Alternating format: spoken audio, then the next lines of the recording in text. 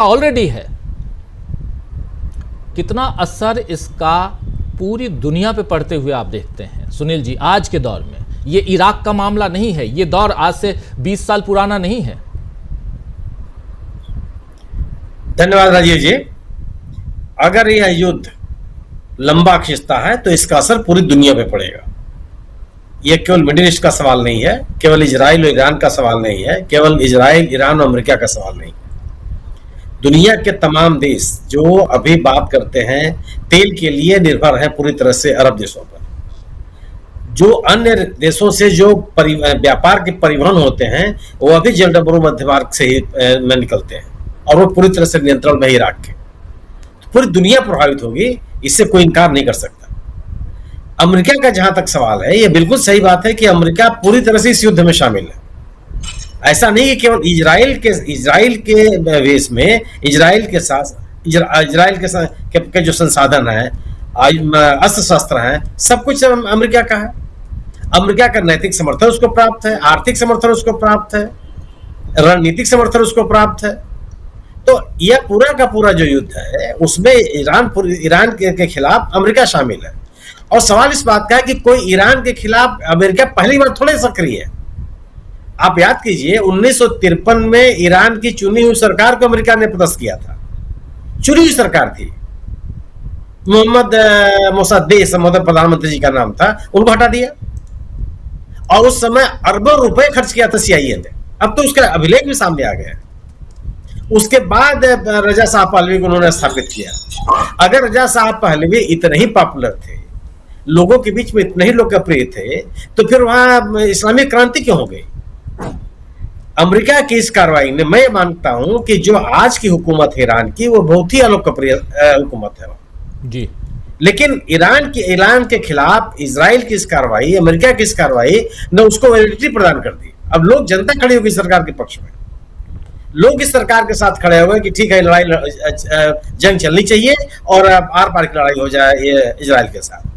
Iran को कमजोर क्यों देखना चाहता है अमेरिका?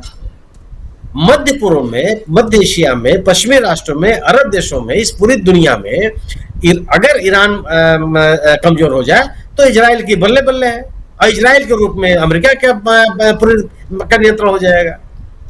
इस पूरे अभियान में हम इजराइल को स्थापित करने के अमेरिका और पश्चिमी देशों के पूरे अभियान के खिलाफ मजबूती से ईरान खड़ा रहा, उसे कभी स्वीकार नहीं किया। और यही नहीं, अगर वो खुद शामिल नहीं हुआ तो प्रॉक्सी लड़ाई लड़ता रहा हो, ये तथ्य है। वो मुसाद हमास को समर्थन देता रहा, वो हिजबुल्लाह को समर्थन देता रहा, वो हुती गुट को समर्थन देता रहा, लगातार देता रहा, आर्थिक संसाधन देते रहे, अस्त्र देते रहे, हर तरह के संसाधन उपलब्ध कराए। तो इजराइल को चुनौती देने की ताकत ईरान के पास है और ईरान के विस्तारवादी रवैये के खिलाफ ईरान हमेशा खड़ा रहा है। अमेरिका को यह स्वीकार नहीं है। इसलिए जो आज ये परिभाषा गढ़ी जा रही है कि वह इस्लामी आतंकवाद के खिलाफ ईरान के खिलाफ लड़ाई इस्लामी आतंकवाद के खिलाफ लड़ाई है। अगर आपको ईरान के खिलाफ लड़ना ही था तो 1953 की सरकार आपने क्यों गिराई जी? आपने रजा शाह पहलवी की सरकार को बचा क्यों नहीं लिया आप? और किस देश में कौन सी हुकूमत होगी उसको डिक्टेट करने वाले आप कौन है? वहां की जनता तय करे किसको चाहती है, किसको नहीं चाहती है। लेकिन ये जो विस्तारवादी, साम्राज्यवादी और उपनिवेशिक सोच है इन पश्चिमी देशों का, जो बहुत ही दोहरापन है इनके रवैये का, ये मानवाधिकार की बात करते हैं, ये लोकतंत्र की बात करते हैं, ये लोगों के नागरिक आजादी की बात करते हैं, सब दोहरा और पाखंड है। जो लोग ईरान के इस हमले में नागरिकों के खिलाफ कार्रवाई बता रहे हैं, वो गाजा के मुद्दे पर क्यों चुप है? गाजा में क्या आम नागरिकों के ऊपर हमला नहीं हुआ? नवजात शिशु नहीं मारे गए? अस्पतालों को टारगेट नहीं किया गया? शरणार्थी शिविरों में हमले नहीं हुए? राहत सामग्री ले रहे लोगों की लाइनों पर हमले नहीं किए गए? क्या वह नागरिकों पर हमला नहीं था? किस पश्चिमी देश ने कहा? किसने इसका प्रतिकार किया? तो अब सवाल इस बात का है कि ट्रंप साहब जो कर रहे हैं उसका असर क्या है? ट्रंप साहब की बात का, जो ट्रंप का बयान आया उसके तत्काल बाद खमेनी का बयान आ गया। उन्होंने कोई बात, एक शब्द भी संकोच नहीं किया उनके खिलाफ बोलने में जी। उन्होंने साफ साफ कहा कि टेररिस्ट जियोसिस्ट रिजीम के खिलाफ लड़ाई जारी रहेगी। उन्होंने भी श्रद्धांजलि जवाब दिया। वह पब्लिक डोमेन में उपस्थित है, अपने लोगों के बीच में वो बात कर रहे हैं, उनकी आवाम उनके साथ खड़ी है। तो अमेरिका की धमकी में तो ईरान नहीं आ गया, वो सरेंडर करने की बात तो नहीं कर रहा है। और ये बात बिल्कुल सही है कि लड़ाई वही जीतेगा जो लंबे समय तक लड़ाई में शामिल होने के लिए तैयार है। और इस मोर्चे पर इजराइल की ताकत इतनी नहीं है। इजराइल के लोगों को बंकर में रहने की आदत नहीं है, इजराइल के नेताओं को बंकर में रहने की आदत नहीं है, वो दूसरों को बंकर में भेजने के लिए मजबूर होते रहे। ये संभवतः पहली बार लड़ाई हो रही है जिसमें इजराइल के तमाम बड़ी संख्या में नागरिक बंकरों में रह रहा है। 225 लोगों के मारे जाने की सूचना की खबर तो उन्होंने खुद स्वीकार कर ली है अधिकृत तौर पर, अनधिकृत तौर से पता नहीं कितने लोगों ने। और जो उनका आयरन डोम का एक कंसेप्ट बना हुआ था, वेस्टर्न मीडिया करता क्या रहा, इजराइल को एक ऐसे देश के रूप में प्रतिपादित करता रहा कि उसकी ताकत के सामने सब मक्खी मच्छर है, किसी के पास कोई ताकत नहीं। जो जहां चाहेगा इजराइल जो चाहे उसको कर लेगा, कोई उसका मुकाबला नहीं कर सकता। इस पूरे भ्रम को तोड़ दिया। और अमेरिका का रवैया क्या रहा, आप ईरान को कमजोर करना चाहते हैं, इराक, यमन, सीरिया, इन सभी देशों को तो आपने कमजोर किया। और आप इस्लामी आतंकवाद की बात करते हैं, सीरिया में आप एक आतंकवादी की सरकार को आपने बनाया, उससे हाथ मिलाने में आप गर्व महसूस करते हैं, उस सरकार के साथ व्यापार करने में आप गर्व महसूस करते हैं, और एक नैरेटिव बनाने की कोशिश कर रहे हैं दुनिया के सामने, एक वैचारिक आधार बनाने का प्रयास कर रहे हैं कि इस्लामी आतंकवाद के खिलाफ लड़ाई। सीरिया के साथ कौन जो समर्थन आप दे रहे हैं, किसको समर्थन दे रहे हैं? कौन से लोग हुकूमत में है आज, उनके साथ आप क्यों खड़े दिखाई पड़ते हैं अगर आपका वैचारिक संघर्ष है तो? यह केवल और केवल एक पूरे मध्य पूर्व में इजराइल की हुकूमत, इजराइल की ताकत को स्थापित करना और इजराइल के बहाने अमेरिकी ताकत को स्थापित करना। वो इस रिजीम को स्वीकार करने के लिए तैयार नहीं है, इस रिजीम में बदलाव चाहते हैं। और इस रिजीम कितना कर पाएंगे, ये बड़ा सवाल है। रही बात जो रजा साहब पालवे के राजकुमार साहब, कौन जानता है उनको, बिल्कुल सही है, कौन जानता है कि इजराइल इस सालों से, कई दशकों से ईरान पश्चिमी देशों का आर्थिक प्रतिबंध झेल रहा है। कहीं दिखाई पड़े क्या यार उस मुद्दे को लेकर के दुनिया के किसी मोर्चे पे आप बोलते हुए दिखाई पड़े?